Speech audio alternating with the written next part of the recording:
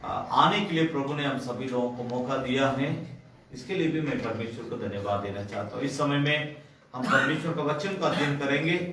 किसी किसी के लिए पहला अनुभव हो सकता है और किसी किसी को ये पहले से आपका अनुभव होगा, कोई बात नहीं, हम तो हिंदी में बोलेंगे इसलिए आप सबको समझ सकते हैं, ठीक है ना। तो परमेश्वर के नाम की स्तुति हो। तो आज का प्रचार का मुद्दा द्वार मैं हूं। प्रभु यीशु मसीह ने कहा द्वार मैं हूं, I am the door. Jesus said I am the door. प्रभु यीशु मसीह ने कहा द्वार मैं हूं। जब कभी कोई भी बात को हम सुनते हैं, सुनने के बाद तुरंत अपनाना नहीं, उसके लिए सोचना है और उसमें क्या किया है, उसके लिए ये कैसे हो सकता है, वो कैसे हो सकता है, हमको हमारे अंदर खुद सवाल उठना चाहिए। ये कैसे हो सकता है, वो कैसे हो सकता है, इसका अर्थ क्या हो सकता है, इसके बारे में हमको जो है सोचना है। बाइबल धर्मशास्त्र बतलाती है प्रभु यीशु मसीह ने कहा कि द्वार मैं हूं। और वो प्रभु यीशु इस संसार के मानव जाति के लिए उद्धार करने के लिए उद्धारकर्ता के रूप में वो इस संसार में जन्म लेके आया। जब प्रभु यीशु इस संसार में उद्धार करने जन्म लेके आया तो उसके कहने का क्या मतलब है, उसका अर्थ क्या है कि इस रीति से प्रभु कहता है द्वार मैं हूं। कहां का द्वार है, एक सवाल होना चाहिए, कहां का द्वार है। तो द्वार जो शब्द है तो ये सब जगह में लागू होता है। अब हमारे खाने के लिए द्वार है, सुनने के लिए भी द्वार है, देखने के लिए द्वार है, ठीक है ना, सूंघने के लिए द्वार है, माने द्वार है। हमारे शरीर से अगर हम लेते हैं, हमारा घर है तो घर में द्वार है। मान लीजिए आपको यहां से उड़ीसा जाना है, बिहार जाना, बंगाल जाना है, असम जाना है, तो कोई गाड़ी में चढ़ेंगे। मान लीजिए गाड़ी में केवल ड्राइवर के लिए द्वार रहेगा, बाकी सबके लिए अगर द्वार नहीं है तब तो दिक्कत होगा। मेरी बात समझ रहे हैं आप अच्छा से इसको समझने के लिए कोशिश कीजिए। तो हर बातों में द्वार है, ठीक है ना। किसी आप गांव के अंदर जाते हैं, वहां एक आर्च जैसे बना के रखते हैं क्योंकि उस गांव का वो मुख्य द्वार है। बड़े बड़े शहर में जब जाते हैं वहां एक आर्च रहता है, उससे हम समझते हैं वो यही इस शहर का मुख्य द्वार है। किसी किला में जाते हैं, वहां बहुत बड़ा दरवाजा रहता है किला में, राजाओं के महल में, किला में, ठीक है ना। तो हर जगह में किला द्वार है। लेकिन प्रभु यीशु मसीह किस द्वार के बारे में बात करता है? ये गाड़ी का द्वार है, या घर का द्वार है, या किसी शहर का द्वार है, किसी नगर का द्वार है, किसी देश का द्वार है। आपको मालूम होना चाहिए जो विश्व के 7 अजूबा होता है ना, 7 अद्भुत काम, उसमें एक है चीन देश का दीवार। एक बहुत बड़ा दीवार चीन देश के चारों तरफ बना हुआ है, वो एक अजूबा में एक है। तो क्यों इस प्रकार वो दीवार बनाया है? तो दीवार बनाने के मतलब दूसरे देश के लोग हमारे देश में लड़ाई करने आएंगे, एक द्वार रहेगा, उसके बिना हमारे देश के अंदर कोई घुस नहीं सकता। तो इसके लिए एक द्वार बना हुआ है। तो हम इस बात पे इसलिए हम आपको बताना चाहते हैं कि ये द्वार कौन सा है। प्रभु यीशु मसीह किस द्वार के बारे में बात करता है? एक घर के अंदर एक द्वार है, फिर इधर से उधर एक द्वार है, फिर इधर एक द्वार है, फिर इधर एक द्वार है, फिर उधर एक द्वार है, अनेक द्वार होता है। तो हमको समझना पड़ेगा ना, आखिर प्रभु यीशु मसीह किस द्वार के बारे में बातचीत करता है। क्या प्रभु यीशु मसीह हमको बताना चाहता है? प्रभु यीशु मसीह क्या हमको सिखाना चाहता है? मैं कहानी की तरह, कुछ नए लोग आए इसलिए कहानी की तरह मैं इस बात को आपके दिल में बैठाना चाहता हूं। तो हम सब कोई जो इस संसार में जी रहे हैं, हम तो इतने बात को जानते हैं, जरूर इस धरती के साथ हमारा जिंदगी समाप्त होने वाली नहीं है। एक दिन जैसे हम जन्म लिए हैं, इसी दिन एक दिन हम मरेंगे, ठीक है ना। तो कोई यहां पर टीका लेके नहीं आए। किसी देश का राष्ट्रपति हो, किसी देश का प्रधानमंत्री हो, किसी देश का राजा हो, मंत्री हो, कोई भी क्यों ना हो, तो जैसे एक दिन जन्म लिए हैं उसी तरह एक दिन हर कोई मरेंगे। तो मरने के बाद क्या होगा, तो उस बात को हम आपके सामने लाएंगे, तब ये द्वार आपको समझ में आएगा। इस बात को समझना है। मरने के बाद बड़े बुजुर्ग लोग हमेशा बताते हैं एक नरक है एक स्वर्ग है। बाइबल धर्मशास्त्र इसके बारे में सुंदर ढंग से जिक्र करती है। नरक क्या होता है, नरक में कौन रहते हैं, नरक के अंदर किस तरह का परिस्थिति होगी, और स्वर्ग के बारे में वो जिक्र करती है। स्वर्ग में परमेश्वर विराजमान है, उसके सिंहासन के चारों तरफ स्वर्गदूत लोग रहते हैं, और इस संसार में उस परमेश्वर के डर भय में, उस परमेश्वर के कहा हुआ वचन के अनुसार, उपदेश के अनुसार जो जीवन बिताते हैं, तो उनके लिए स्वर्ग में जगह दी जाती है। उसी स्वर्ग का एक द्वार है, उसको भी समझना है। जैसे हम घर के लिए एक द्वार बता रहे थे, ठीक है ना, किसी नगर के लिए एक द्वार बता रहे थे, किसी शहर के लिए एक द्वार बता रहे थे, उसी तरह जो स्वर्ग राज्य है उस राज्य का भी एक द्वार है। उसके अंदर सबको हम नहीं जा सकते। अभी हम लोग के घर में हम लोग अपने सबको हम बैठे हुए हैं, अचानक कोई अनजान आदमी सीधे घुस नहीं ना सकता है। जो हमारा अपना रिश्तेदार है, जान पहचान है, हमारा जो कुटुंब के लोग हैं, हमारे लोग यहाँ पर आ जाएंगे अंदर, लेकिन सब कोई तो अनजान आदमी तो अंदर नहीं आ सकता है। उसी तरह स्वर्ग राज्य में भी सब कोई नहीं जा सकते हैं। उसी बात के ऊपर प्रभु यीशु मसीह इस बात को कहना चाहता है, स्वर्ग राज्य के अंदर सबको अंदर नहीं प्रवेश कर सकते हैं, अंदर सब कोई नहीं जा सकता है। बात को समझने की कोशिश कीजिए, सब कोई स्वर्ग राज्य में नहीं जा सकता है। क्यों नहीं जा सकता? नरक में सब कोई जा सकता है। मेरी बात को समझने की कोशिश कीजिए, नरक के अंदर सब कोई जा सकता है। जैसे हम कहते हैं जैसा कर्म है, जैसा काम है, वैसा उसके लिए प्रतिफल मिलेगा। तो नरक के अंदर जाने के लिए कोई प्रतिबंध नहीं है, कोई भी अंदर जा सकता है। लेकिन स्वर्ग के अंदर जाने के लिए बहुत सारा नियम कानून है, बहुत सारा प्रतिबंध है। इस बात को समझने के लिए प्रभु यीशु मसीह यहाँ पर उस स्वर्ग राज्य का जो द्वार है वो अपने आप को उस जगह में खड़ा करके बतलाता है, द्वार मैं हूं। हालेलुया। उस स्वर्ग राज्य के अंदर जाने का जो ये मेन द्वार हो गया। अब ये द्वार, मान लीजिए ये स्वर्ग राज्य है, इस राज्य के अंदर आने के लिए इस द्वार खुला हुआ होना चाहिए। ये द्वार अगर बंद हो गया, हम नहीं अंदर आ सकते, हम सब कोई बाहर रहेंगे। तो प्रभु यीशु मसीह बतलाते हैं कि जो स्वर्ग राज्य है, उस राज्य के अंदर प्रवेश करने के लिए जो मुख्य द्वार है, मेन डोर बोलते हैं ना, उस मुख्य द्वार मैं हूं। बिना मेरे द्वारा कोई भी अंदर नहीं जा सकता है। दुनिया में बहुत सारे देव देवताएं आए, हजारों लाखों करोड़ों आए, परंतु किसी ने इस बात को इस रीति से लोगों के सामने संबोधित नहीं किया। यही सबसे दिलचस्पी की बात है। यहाँ पर बहुत गौर करने वाली बात यह है, बहुत लोग दुनिया में आए, बहुत बड़ा महापुरुष आए, बहुत देवी देवताएं आए, है ना, अपने आप को भगवान करके बताने वाले बहुत सारे लोग इस दुनिया में आए, लेकिन किसी ने ये नहीं कहा स्वर्ग राज्य का द्वार मैं हूं, बिना मेरे द्वारा कोई अंदर नहीं आ सकता है।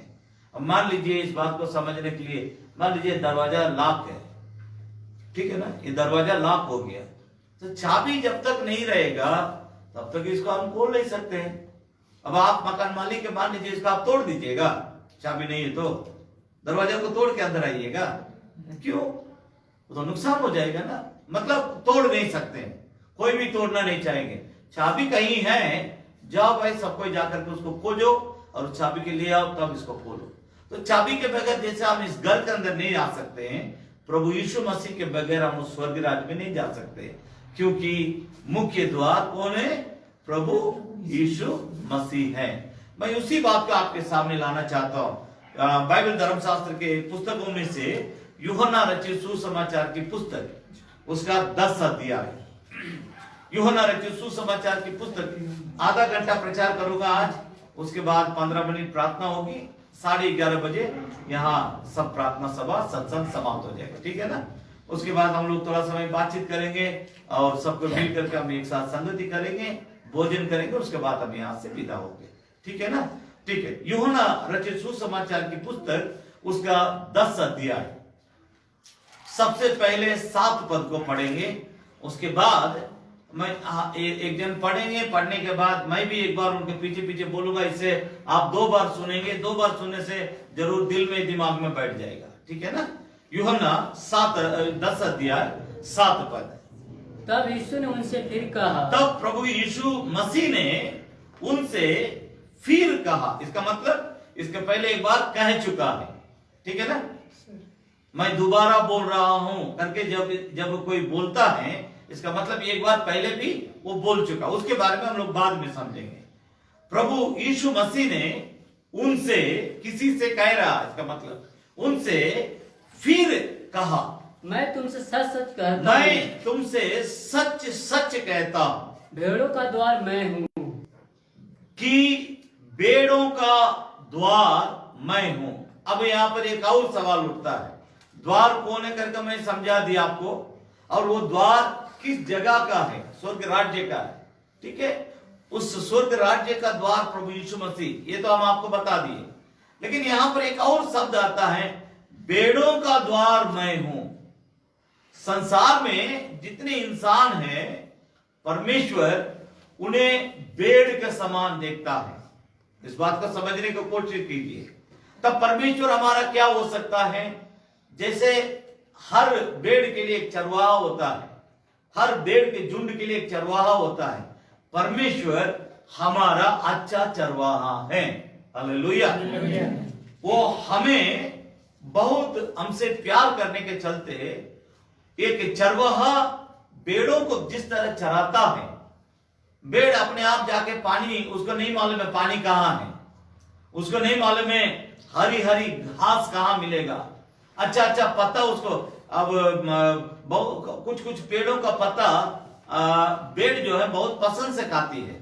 अब उस, मान लीजिए यहाँ वो पेड़ है और 50 भेड़ आ गया, क्या ये अपने से उस पेड़ में चढ़ करके उस पत्तों को खाएगी? कैसा होगा?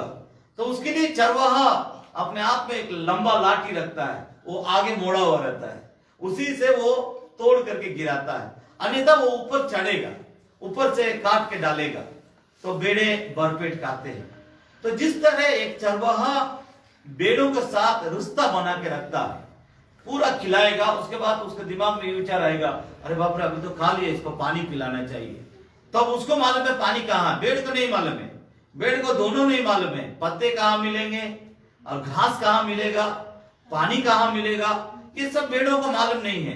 तो हम भी इस संसार में क्या कहाँ मिलता हम नहीं जानते हैं। अच्छा क्या है, बुरा क्या है, भला क्या है, खराब क्या है, पाप क्या है, अधर्म क्या है, धर्मी कौन है, पापी कौन है, शैतान कौन है, प्रभु कौन है, नरक जाने का काम किया है, स्वर्ग जाने का काम किया, ये सब हम लोग को कुछ नहीं मालूम है।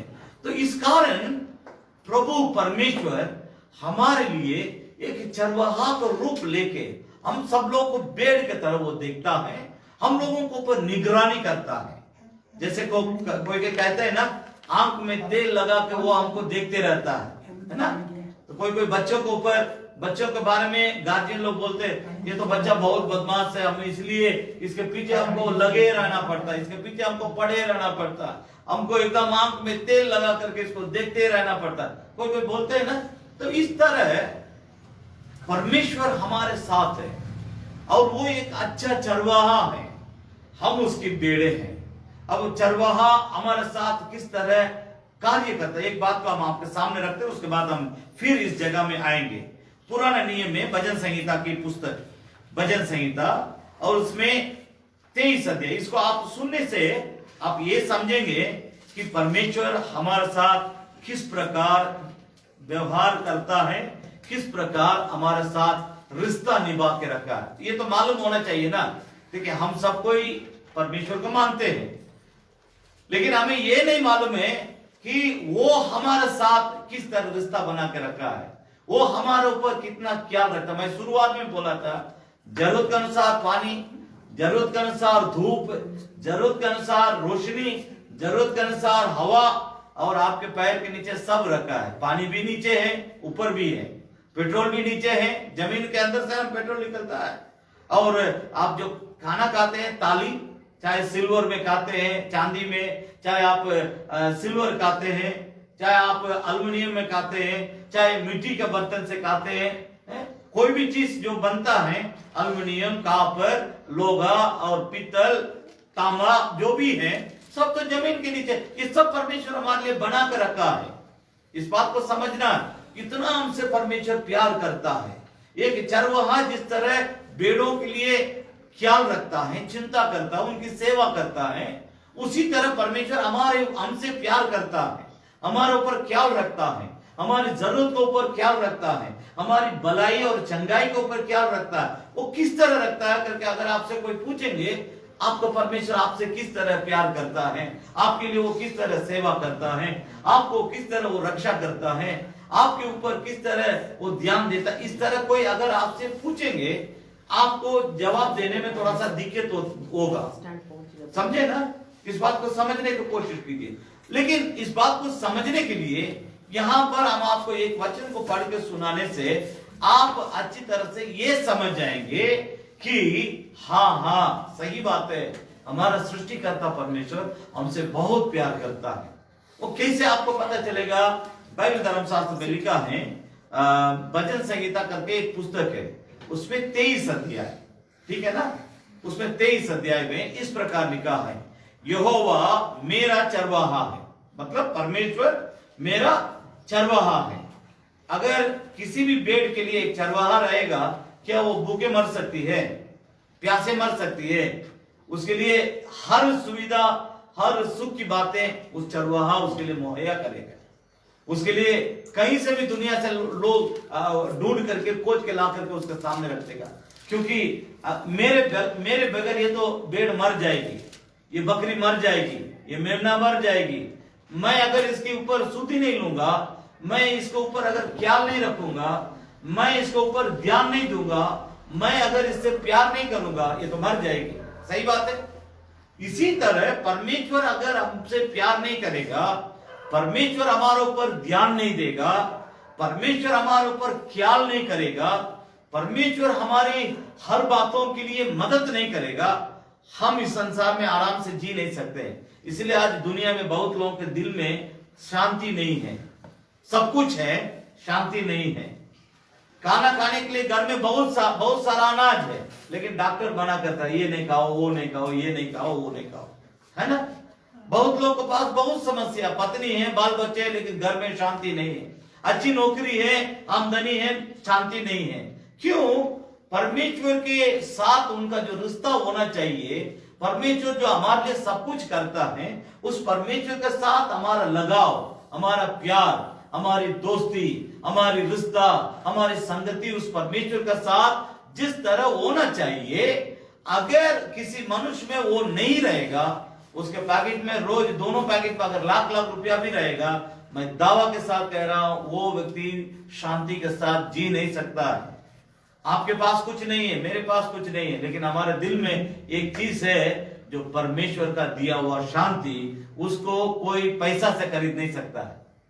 आज हम शांति के साथ है, सुख के साथ है। जरूर हम दाल रोटी खा रहे हैं, जरूर हम नून रोटी खा रहे हैं हरा मिर्चा के साथ, या हम कड़ू तेल लगा करके हल्का से थोड़ा सा पानी नमक छिड़क करके एक हाथ में रोटी एक हाथ में मिर्चा लेकर के हम खा रहे हैं, लेकिन हमको आनंद मिलता है, खुशी मिलती है, शांति है, हम सबके साथ हम खुशी के साथ रह रहे हैं। इसका एक ही एक कारण है, परमेश्वर हमारा साथ है, परमेश्वर हमारे ऊपर ख्याल करता है, परमेश्वर हमारे ऊपर ध्यान देता है, परमेश्वर हमारी सहायता करता है। इस बात को समझ लीजिए, वो किस प्रकार हमसे प्यार करता है। वो सबसे, मैं उस बात को जरूर आपको बतलाऊंगा।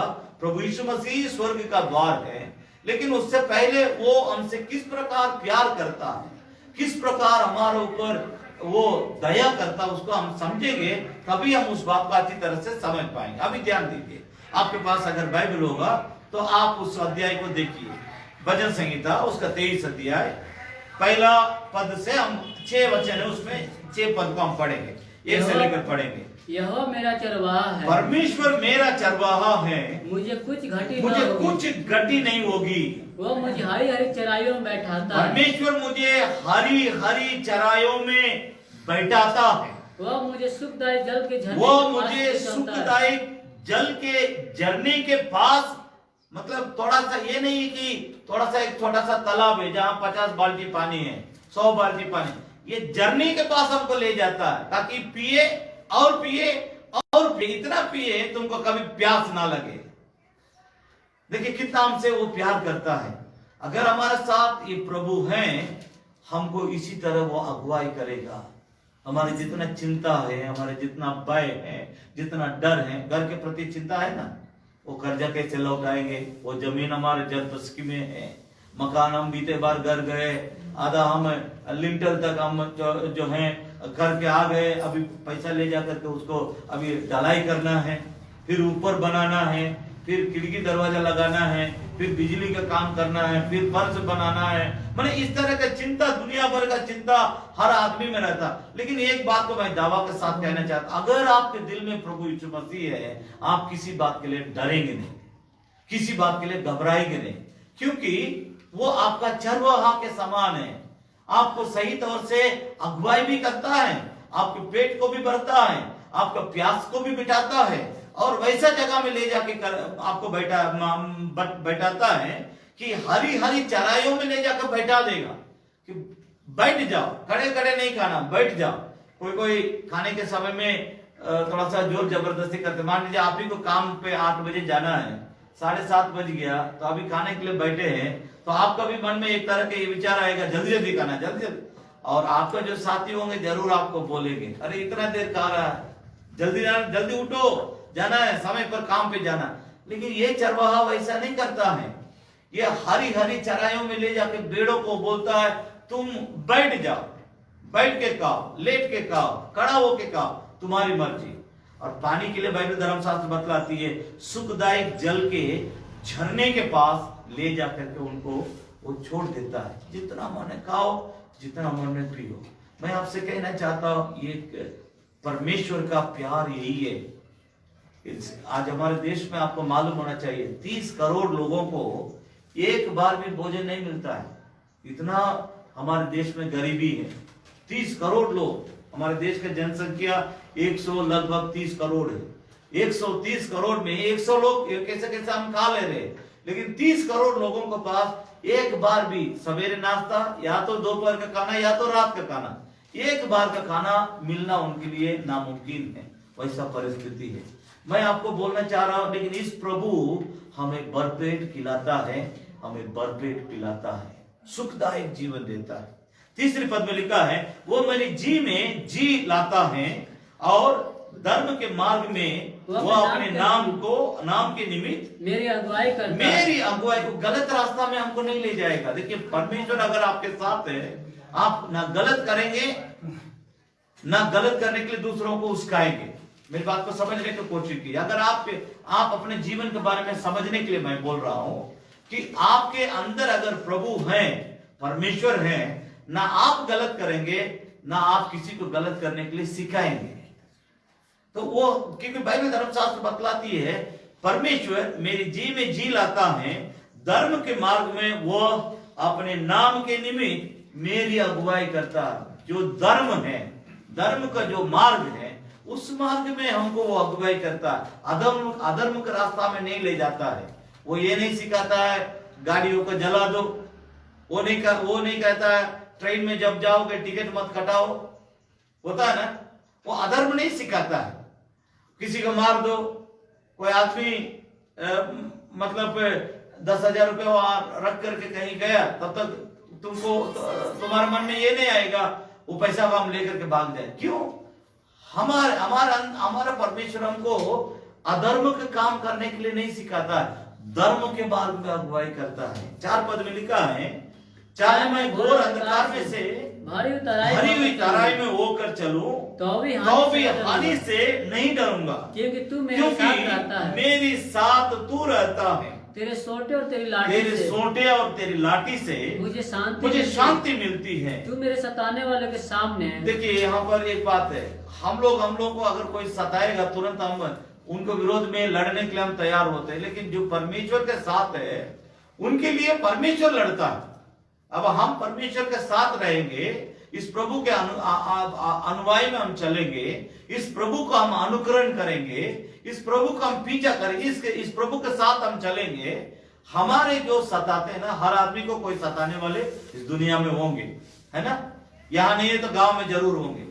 जब तक आप फूस के घर में रहिएगा, ठीक है ना, जब तक आप एक झोपड़ी में रहिएगा कोई आपको ऊपर कोई ख्याल नहीं करेगा। आप उस झोपड़ी को हटा करके वहां पर नेव बोड़ेंगे घर बनाने के लिए, पूरा गांव के लोगों का आंख आप ही के घर के ऊपर लग जाएगा, कुछ कर रहा है, कुछ कर रहा है। अब इस काम को रोकने के लिए क्या किया जाए। इस तरह कहीं ना कहीं से सताने वाले दुश्मन हमारे विरोध में खड़े होते हैं।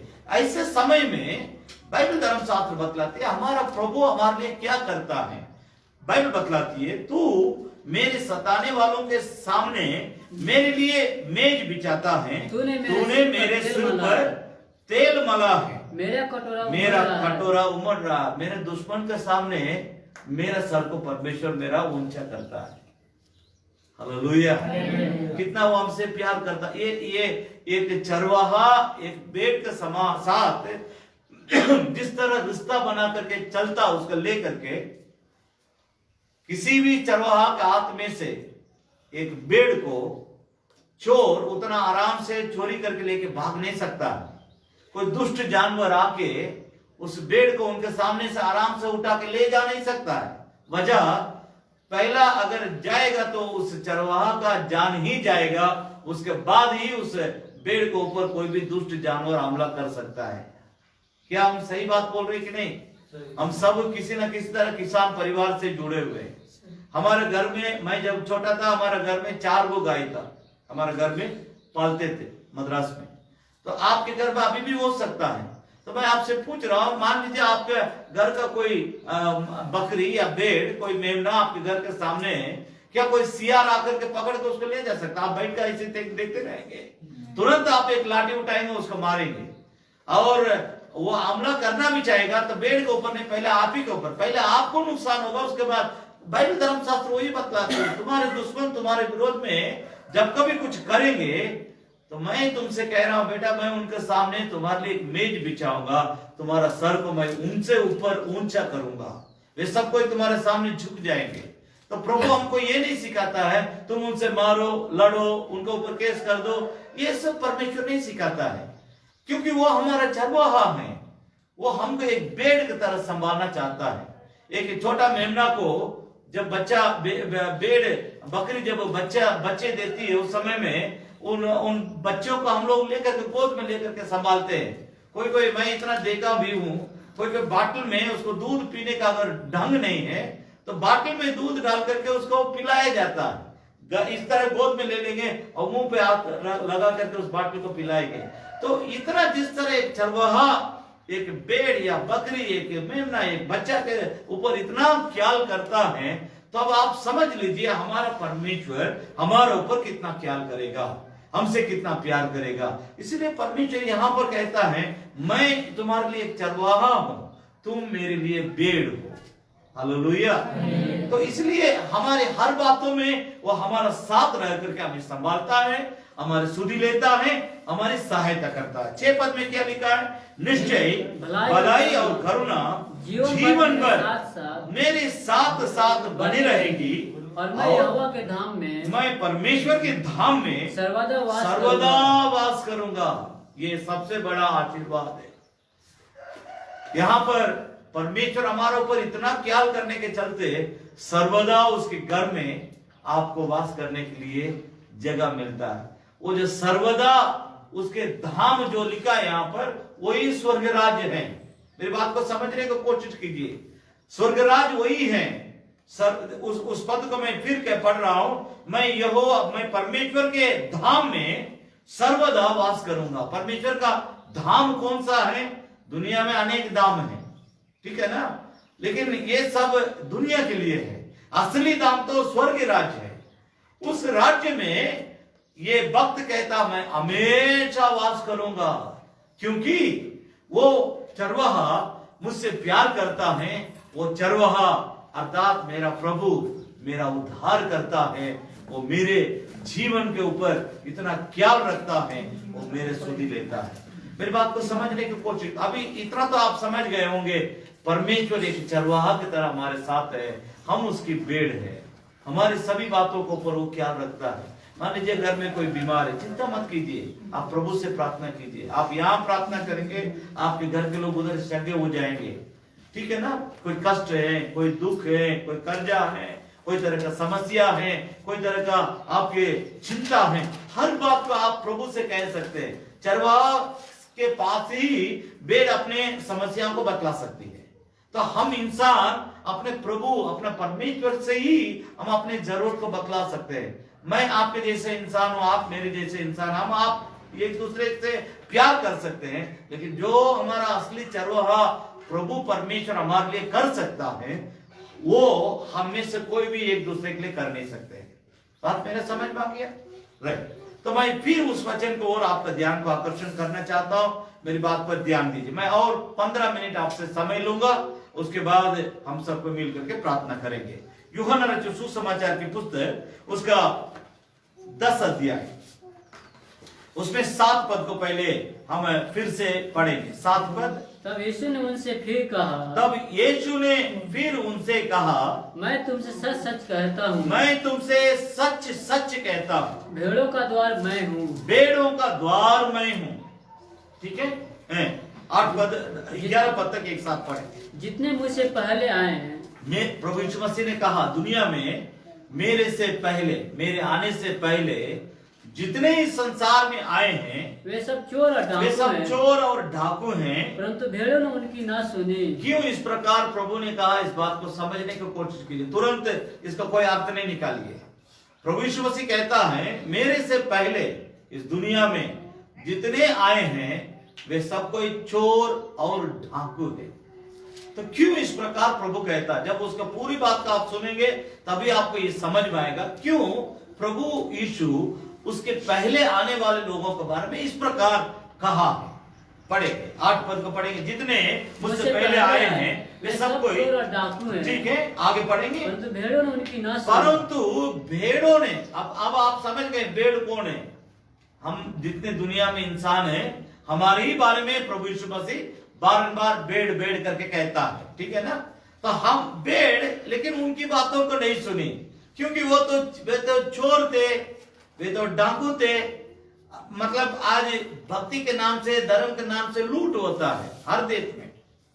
आप दिन भर कमाएंगे, धूप में रहेंगे, बारिश में रहेंगे, रात में काम करेंगे, दिन में काम करेंगे, लेकिन उसमें आप देखिए, मतलब मैं ऐसे ही मैं एक शब्द खोल के बोलने से आपको समझ में आ जाएगा। हमारा देश तो ऐसा देश, हमारे देश में रोज कुछ ना कुछ पूजा पाठ है, तो इसलिए आपको पैसा उसमें खर्च करते रहना पड़ेगा, लगते रहता है। सोमवार में पूजा, मंगलवार में, बुधवार में, हर दिन। लेकिन प्रभु यीशु मसीह इसी बात के ऊपर जोर दे रहा है। मैं नहीं कह रहा, वो कह रहा है, मेरे से पहले जितने भी लोग आए हैं लोगों से लूटने के कामें किए हैं। लोगों को दिल से मतलब नहीं था, लोगों को पैकेट से मतलब था, कितना पैसा है उसको लूटा जाए। इसलिए प्रभु यीशु मसीह इस शब्द को इस्तेमाल करता, मेरे से पहले जितने भी इस दुनिया में लोग आए हैं वे सब कोई चोर और डाकू थे। इसलिए भेड़ों ने, यानी लोगों ने, इंसानों ने इस बात को समझ लिया, समझने के चलते उनकी बातों को नहीं सुने। मेरी बात समझ में आ रहा है? जब कोई पुजारी, जब कोई धार्मिक इंसान पैसा लूट रहा करके आपको मालूम हो जाएगा, क्या आप उसके पास जाके 10 लाख रुपए अपना जमीन बेच करके दान दे देंगे? देंगे? नहीं देंगे। क्यों? वो तो लूटे रहा है, वो हमको परमेश्वर के साथ जोड़ नहीं रहा है, वो हमसे लूट रहा है। ये बात जब लोगों को समझ में आ जाएगा तो उन लोग उस तरह के लोगों से मिलेंगे नहीं, उस तरह के लोगों से ताल्लुक नहीं रखेंगे, संबंध नहीं बनाए रखेंगे। इसीलिए प्रभु यीशु मसीह कहता है कि लोगों ने उनकी बातों को नहीं सुने। वे लोग बोलते रह गए, लेकिन उन लोगों ने नहीं सुना। 9 पद फिर दोबारा याद दिलाता, द्वार, उस स्वर्ग राज्य का द्वार। मैं 7 पद में एक बार हम पहले सुनाए थे, अब दोबारा बोल रहा है, द्वार स्वर्ग राज्य का मैं हूं। यदि कोई मेरे द्वारा भीतर प्रवेश करे।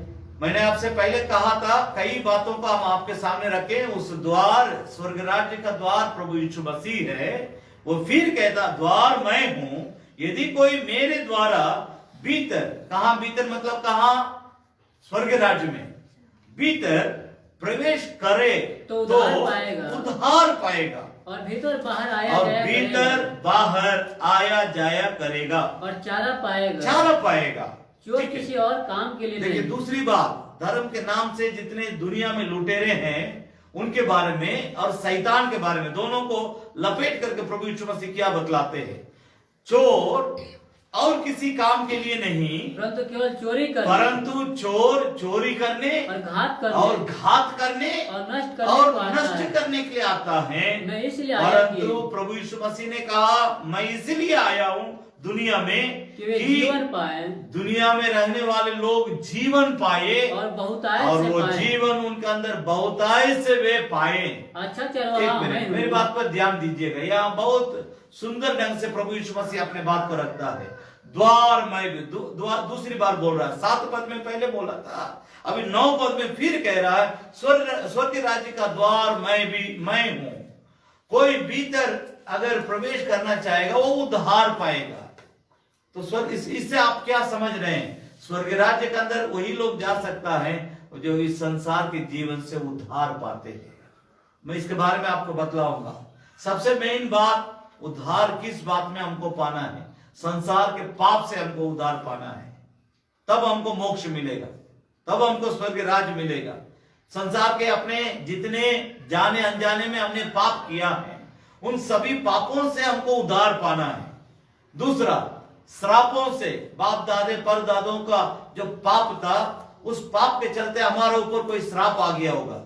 बाइबल धर्मशास्त्र बतलाती है, तुम्हारा पाप तुम्हारे ही द्वार पर लेटा रहेगा। पाप हम करेंगे, पड़ोसी के घर में जाके पाप लेट जाएगा। मेरी बात आप समझ रहे हैं? आप समझ रहे हैं? आप 30 दिन काम किए किसी कारखाना में, ठीक है, आप काम किए, तो क्या हम आके दस्तखत करेंगे तो पैसा हमको दे देगा? नहीं देगा। जैसा ये है, इसी रीति से हम लोग जो पाप करते हैं, वो पाप हमारे द्वार पर लेटा रहेगा। तो उस पाप से, उसके चलते जो श्राप है हमारे परिवार में, बाल बच्चों में, कुटुंब में, माता पिता में, घराने में जो फैल जाता है, उस श्राप से हमको मुक्ति पाना है। मोक्ष राज्य, स्वर्ग राज्य जाने का रास्ता ये दूसरा है। इस प्रकार, और मरा हुआ क्रिया, मान लीजिए बाबूजी ने कह दिया कि ये हमारा देवता है, तो मैं आपको बोलूंगा ये देवता है, क्या आप मानिएगा इसको? तो आप बोलेंगे क्या अंकल जी मजाक कर रहे हैं, ये तो आपका चश्मा है। क्योंकि सही बात है, इसमें चश्मा अंदर, तो हम बोलेंगे तो ये हमारा भगवान है, मानो। अब मानिएगा? नहीं मानेंगे। मेरी बात को समझ रहे? तो इसके चलते वो मरा हुआ क्रिया, किसी ने कह दिया, कभी कह दिया, दादाजी कह दिए, परदादा कह दिए, बाबूजी कह दिए, चाचा कह दिए, मामा कह दिए, अब उसी का हम पकड़ कर रट रहे हैं। कोई कोई पेड़ को भी पूजते हैं। देखे हैं हमारे देश में कितने गरीब बहन लोग हैं, कितना गरीब विधवा माताएं हैं, बहनें हैं, उनके पास दूसरा साड़ी नहीं है बदलने के लिए, लेकिन पेड़ों में जाके नया नया साड़ी जाके बांध देगा। क्यों? यही मरा हुआ क्रिया है। किसी ने हमारा कान भर दिया, फलाना पेड़ में जाके नया कपड़ा, नया साड़ी बांध दोगे, तुम्हारा मन की मनोरथ पूरा हो जाएगा, तो उसको लोग करता है। तो उस तरह की बातों से आपको उद्धार पाना है, आपको सोचना है। देखिए, जानवर पारिवारिक जीवन रोड में करता है, ठीक है ना? सही बोल रहे ना? आपको समझने लायक शब्दों से बोल रहा हूं। लेकिन एक आदमी औरत की जब शादी होती है, उनका पारिवारिक जीवन घर के अंदर होता है। कोई भी पारिवारिक जीवन इंसान सड़क में नहीं करता ना, लेकिन जानवर तो सड़क में करती है। तब आपको ये समझना, उससे एक बुद्धि परमेश्वर हमको ज्यादा दिया है, तब उसी हिसाब से हमको सोचना है। तो किसी किसी देश में लोग कुत्ता को पूजते हैं, चूहा को भी पूजते हैं, तो अब हमको सोचना पड़ता है कि भाई क्या सही है क्या गलत है। आप इसके बारे में, इन सब बातों से हमको छुटकारा पाना है, तब हमारा उद्धार होगा, तब हम उस मोक्ष राज्य में प्रवेश कर पाएंगे। मान लीजिए मेरा पिताजी बगल में यहाँ खड़े हैं, हम देखने वाले सबको बाबूजी बाबूजी पिताजी करके बोलेंगे, तो मेरे बाबूजी को कितना चोट लगेगा, दुख लगेगा कि नहीं? तो इसका मतलब हम उनको रुला रहे हैं। तो परमेश्वर वो है, वो इस दुनिया के सब कुछ का सृष्टि करता है। मेरी बात समझने की कोशिश कीजिए। इस दुनिया में जितना भी आप देख रहे हैं, इसका सृष्टिकर्ता परमेश्वर है। तो अगर हम सूरज को पूजेंगे, उसको बनाने वाला को छोड़ देंगे, गलती है कि नहीं? मेरी बात को समझने की कोशिश कीजिए, ठीक है? मेरी बात को समझने की कोशिश कीजिए। इस तरह दुनिया में किसी पेड़ को पूजेंगे, किसी पहाड़ का आप पूजेंगे, तो उसको बनाने वाला को अगर आप छोड़ देंगे, कितना बड़ा गलती हो रहा है आपसे। मेरी बात समझ पा रहा? आज प्रभु इस बात को इसी तरह से हमारे सामने रखता है, मेरे से पहले जितना भी लोग आए हैं वे सब कोई ढोंग बाबा थे, चोर थे, और वे सब कोई ढेकुसला जीवन बिताए, वे सब कोई कपटी थे, वे सब कोई लूटने लोगों के पास आए। लेकिन प्रभु इस बात को बहुत सुंदर ढंग से कहता है, जितने मुझसे पहले आए वे सब कोई चोर और ढाकू हैं, परंतु भेड़ों ने उनकी बातों को नहीं सुना। आज बहुत लोगों को बात को लोग सुनने के लिए तैयार नहीं है। मैं किसी किसी का नाम लेकर के बोलूंगा आपको भी खराब लगेगा। कोई कोई पहले बाबा थे, अभी जो है बिजनेसमैन हो गए अपने ही देश में। हमारे ही देश की बात कह रहे हैं, पहले वो बाबा थे लेकिन आप अब दवा बेचने में लग गए, बिजनेसमैन हो गए।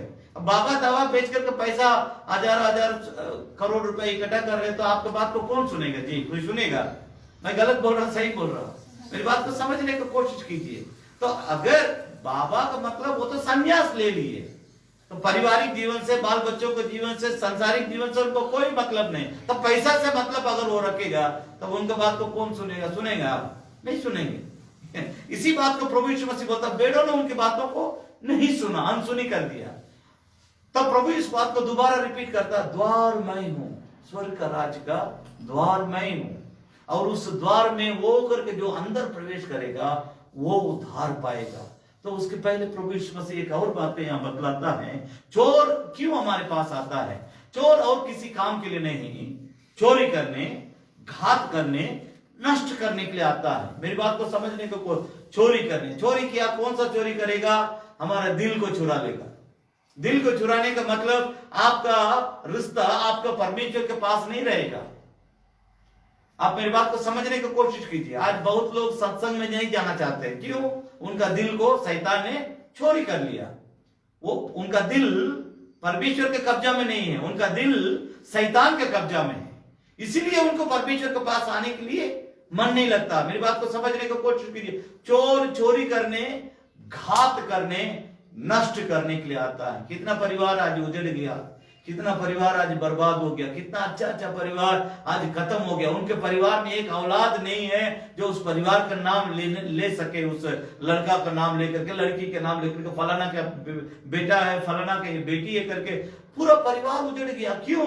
शैतान उनका दिल को चोरी किया, उसके बाद घात किया, उसके बाद पूरा परिवार को नष्ट कर दिया।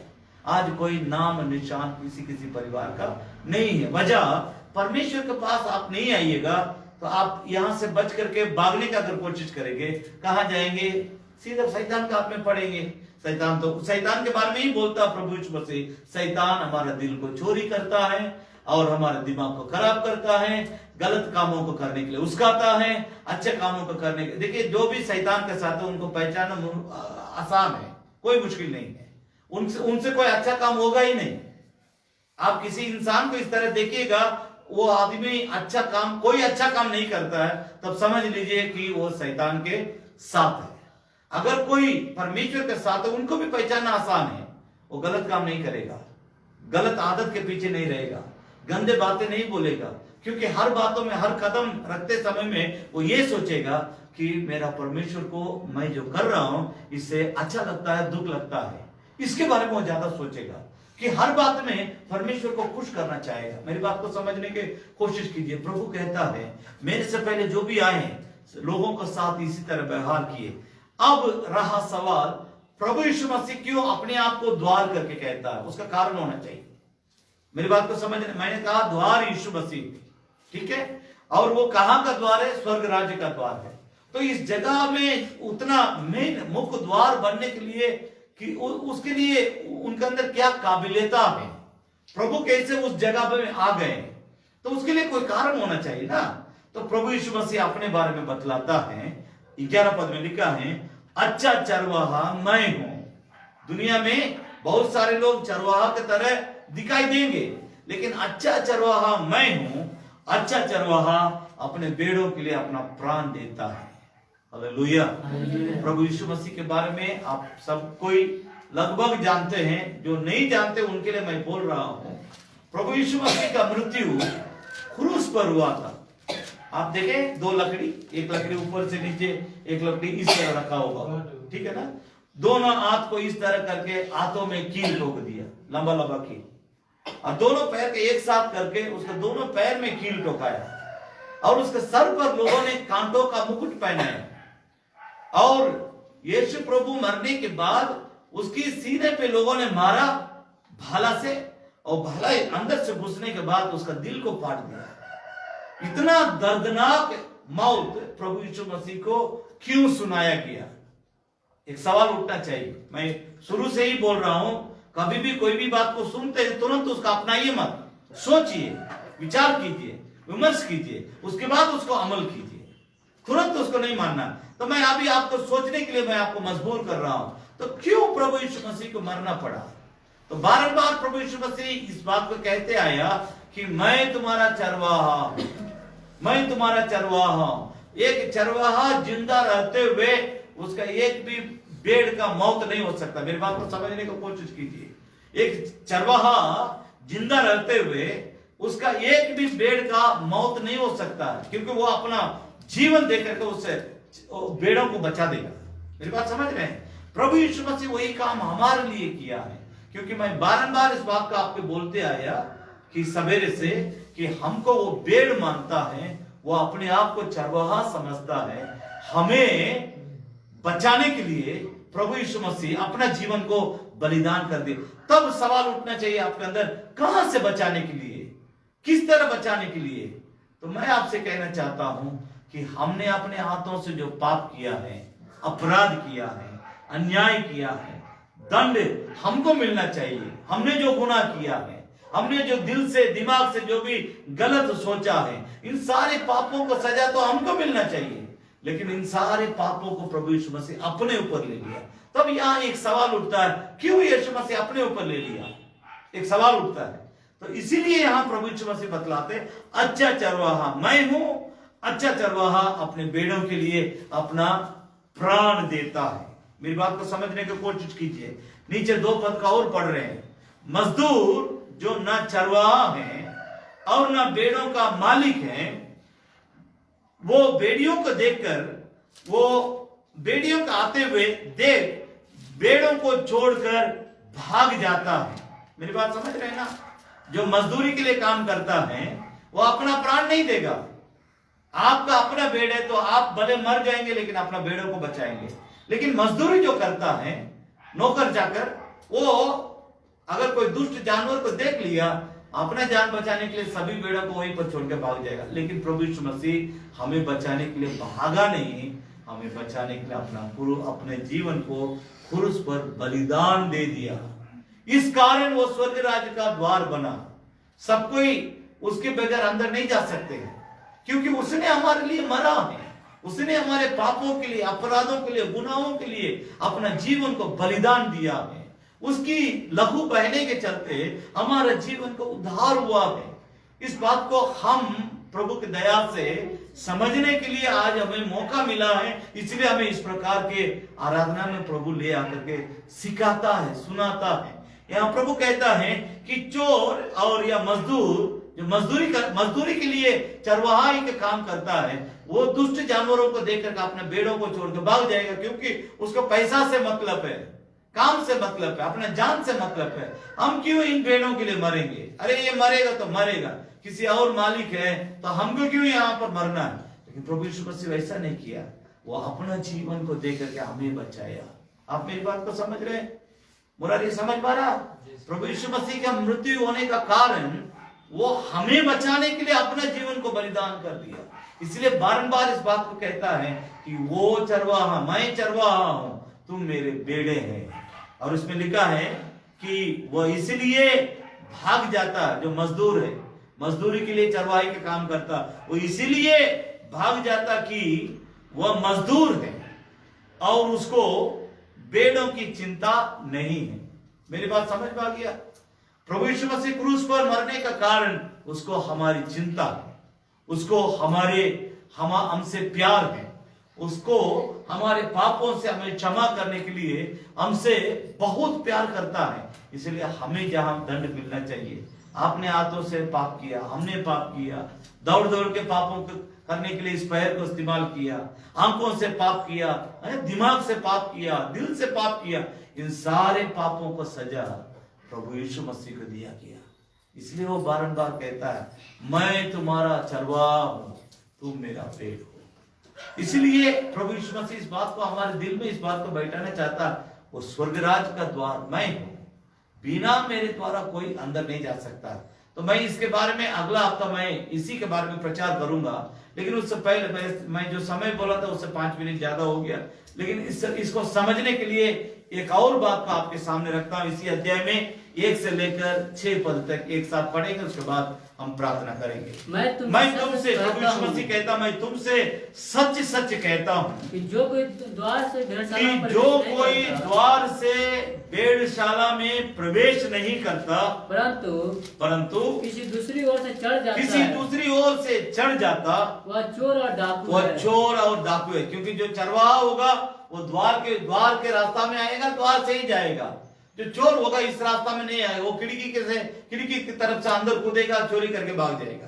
तो प्रभु यीशु मसीह इसी बात को बतलाता है। दूसरा पद, परंतु जो द्वार से भीतर प्रवेश करता है वह भेड़ों का चरवाहा है। उसके लिए द्वारपाल, जो द्वार पर खड़ा होता है, दरवाजा को खोलता है, बंद करता है, वो जो द्वारपाल है उसके लिए द्वार को खोलता है, और भेड़ें उसका शब्द सुनती हैं, और भेड़ें उसके शब्द सुनती हैं, और वो अपनी भेड़ों का नाम ले लेकर बुलाता है, और बाहर ले जाता है। जब वो अपनी सभी भेड़ों को बाहर ले जाता है, तो उनके आगे आगे चलता है, उनके आगे भेड़ों को पीछे रखता है, और चरवाहा आगे चलता है। देखिए, इस बात को समझना है, जो भी नुकसान होगा मेरे से होगा, मेरे साथ होगा, लेकिन मेरे भेड़ों को कुछ नहीं होना। इसीलिए मैं आगे जाऊंगा, कोई भी दुष्ट जानवर आएगा उससे मैं लड़ूंगा, मेरे भेड़ों को बचा लूंगा। इसी रीति से प्रभु यीशु मसीह हम सभी लोगों को पापों को बचाने के लिए वो अपना जीवन को क्रूस पर बलिदान दे दिया। आज हम जीवित है, आज हम सुरक्षित है, आज हम भले चंगे हैं। इसका कारण उसका प्यार जो उसने उस क्रूस के मृत्यु के समय में प्रकट किया था। पढ़ेंगे, नीचे पढ़े। और भेड़ें उसके पीछे पीछे। आज आप क्यों यहाँ पर आए हैं? एक सवाल। भेड़ें उसके पीछे वो लेती है, क्योंकि वो अच्छा चरवाहा है, क्योंकि वो हमारे लिए जीवन दिया है, वो हमारे लिए मार खाया है, वो हमारे लिए लहू बहाया है, वो हमारे लिए क्रूस उठाया है। आखिर में क्रूस में वो अपने जिंदगी को बलिदान कर दिया। 5 पद को पढ़ेंगे। परंतु वे पराये के पीछे नहीं जाएंगे। देखिए, आपके बारे में, मेरे बारे में लिखा है, जब तक हमें मालूम नहीं था तब तक हम इस संसार में भटकते थे। वो मेरा गुरुजी है, ये मेरा देवता है, ये मेरा ये है, वो मेरा वो है करके हम लोग जो है, वो मेरा बाबा है करके हम इधर उधर करके दुनिया में भ्रमण करते थे, धोखा खाते थे और खोजते थे, इधर उधर हम घूमते थे उस मोक्ष शांति के पाने के लिए, उस स्वर्ग राज्य में प्रवेश करने के लिए। हम लोग सब कोई बहुत कुछ किए हैं। कोई आप अपने गांव में बलिदान भी किए होंगे अपने देवता के लिए, है ना? किए होंगे, आपके पूर्वज किए होंगे, मेरा पूर्वज किए थे। लेकिन आज हम वो सब नहीं करते हैं, क्योंकि हमको मालूम हो गया है कि मेरा चरवाहा कौन है, जो मेरे लिए अपने जीवन को बलिदान दिया है। उसका नाम प्रभु यीशु। हम इसलिए यहाँ पर प्रभु यीशु मसीह कहता है, वे पराये के पीछे नहीं जाते हैं। जब हमको मालूम नहीं था हम इधर उधर भटकते थे, जब हमको मालूम हो गया हम उस प्रभु यीशु के साथ ही हैं, और जब तक मरेंगे नहीं तब तक हम उसी के साथ रहेंगे। इसलिए यहाँ पर लिखा है कि वे पराये के पीछे नहीं जाएंगे, परंतु उससे भागेगी, क्योंकि वो परायों का शब्द नहीं पहचानती है। यीशु ने उनसे ये दृष्टांत कहा, परंतु वे न समझे कि ये क्या बातें हैं जो वह हमसे कहता। आज आपको समझ में आ गया प्रभु आपसे क्या कहता है। उस दिन जब इस बात को प्रभु यीशु मसीह बताया था, उस समय के लोगों के समझ में नहीं आया। अरे भेड़ कौन है, चरवाहा कौन है, ये कौन है, द्वार कौन है, इस तरह लोग जो है वो वे असमंजस में पड़ गए थे। लेकिन आज हमको ये समझ में आ गया कि भेड़ हम हैं, चरवाहा मेरा प्रभु है, इसीलिए मुझे बचाने के लिए वो अपने जीवन का बलिदान दे दिया। और बाइबल धर्मशास्त्र बतलाती है कि अच्छा चरवाहा अपने भेड़ों के लिए प्राण दे देता है, वो दे दिया है। कोई भी पार्टी का नेता मीठा मीठा बात करेगा, लेकिन अपना पार्टी का कार्यकर्ता के लिए मरेगा नहीं। ऐसा इतिहास बहुत कम है, नहीं के बराबर है।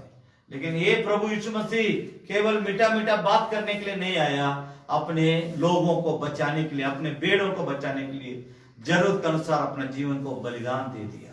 मेरी बात को समझने की कोशिश कीजिए। आपको आज मालूम हो गया, बेड़ आप है, प्रभु यीशु मसीह चरवाहा है, एक स्वर्ग राज्य है, उसका द्वार में प्रभु यीशु मसीह खड़ा है, उसके बगैर कोई अंदर नहीं जा सकता है। मैं इस प्रचार को अगला हफ्ता में भीतर जाने के लिए हमें क्या करना पड़ेगा, किस प्रकार हमारे जीवन में परिवर्तन होना पड़ेगा, उस स्वर्ग राज्य के अंदर प्रवेश करने के लिए मुख्य द्वार में प्रभु यीशु मसीह खड़ा है। अब वो भीतर जाने के लिए हमको क्या करना पड़ेगा, इसके बारे में मैं अगला हफ्ता प्रचार करूंगा। आज समय समाप्त हो गया, लेकिन एक बात पर ध्यान दीजिए, एक बात पर बहुत गौर करने वाली बात है।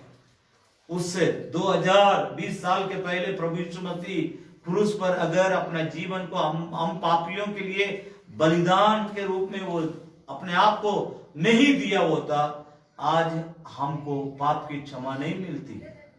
बिना लहू बहाए मानव जाति के लिए पाप की क्षमा नहीं होती। इस बात को जो नहीं समझते हैं वे क्या करते हैं, पाप अपने आप करते हैं। इंसान पाप करता है, बलि कहीं मुर्गा का बलि चढ़ाते हैं, कहीं कबूतर का बलि चढ़ाते हैं, कभी भैंस का बलि चढ़ाते हैं, कभी बैल का बलि चढ़ाते हैं, कहीं कहीं भेड़ का, कहीं बकरी का, इस प्रकार कहीं पक्षियों का, कहीं कहीं आपको मालूम होना चाहिए नरसंहार बच्चों का भी बलिदान चढ़ा देते हैं। उनके ये नहीं मालूम है, आपको मालूम है, हमको मालूम है, जो प्रभु यीशु मसीह के साथ उनको ये मालूम है। 2020 साल के पहले प्रभु यीशु इस संसार में मनुष्य को रूप धारण करके आया और मानव जाति के पापों के लिए अपने आप को बलिदान के रूप में चढ़ा दिया। अब इस संसार में किसी को बलि चढ़ाने की जरूरत नहीं है। अब जो चढ़ाते हैं उनके लिए प्रार्थना कीजिए, उनको ये मालूम नहीं है 2020 साल के पहले मानव जाति के पापों को क्षमा करने के लिए एक बलिदान हो गया है। वो उद्धार करता प्रभु यीशु मनुष्य को रूप धारण करके संसार में आके किया। हम क्यों प्रभु भोज में शामिल होते हैं? उस प्यार को याद करने के लिए। आज हम प्रभु भोज लेने वाले हैं, लेकिन उस प्यार को याद करने के लिए परमेश्वर हम जब पापियों से इस रीति से प्यार किया, हमारे पाप हम किए, लेकिन उसने अपना बेटा को उस जगह में बलिदान के रूप में चढ़ा दिया। इसलिए प्रभु यीशु मसीह इस अंतिम बोझ करने के समय में उसने कहा, जब तक मैं वापस लौट के नहीं आऊंगा तब तक मेरी मृत्यु को स्मरण करने के लिए इसी रीति से किया करो। हम इसलिए उस प्रभु का लहू को याद करने के लिए दाखरस अंगूर का रस पीते हैं। हम उस प्रभु का मृत्यु क्रूस पर जब उसको चढ़ाया गया था, चढ़ाने से पहले कोड़ा से लोगों ने मार के उसका शरीर का ऊपर का चमड़ा और ऊपर का अंदर का मांस उसमें मारते समय में साथे साथ निकल के आया, उस तरह का वो कोड़ा था। तो इतना वो दर्दनाक मौत सहने का कारण आपसे, हमसे, हम पापियों से, दुनिया के पापियों से वो प्यार करने के चलते। प्यार, इस बात को समझने की कोशिश कीजिए। तो इसलिए वो हमसे कहता है, मैं तुमसे इतना प्यार करता हूं। एक चरवाहा भेड़ के साथ जिस तरह, एक माँ अपने बच्चों के साथ जिस तरह, एक पिता अपने घर के लोगों को खुश रखने के लिए वो अपना बलिदान होता है। किसी भी घर का गार्जियन को देखिएगा, अपने घर के लोग, घर के अंदर सबको खुश रखने के लिए वो अपने आप को बलिदान कर देगा, लेकिन वो बाहर किसी को नहीं बतलाएगा। वही काम प्रभु यीशु मसीह ने खुलेआम किया है।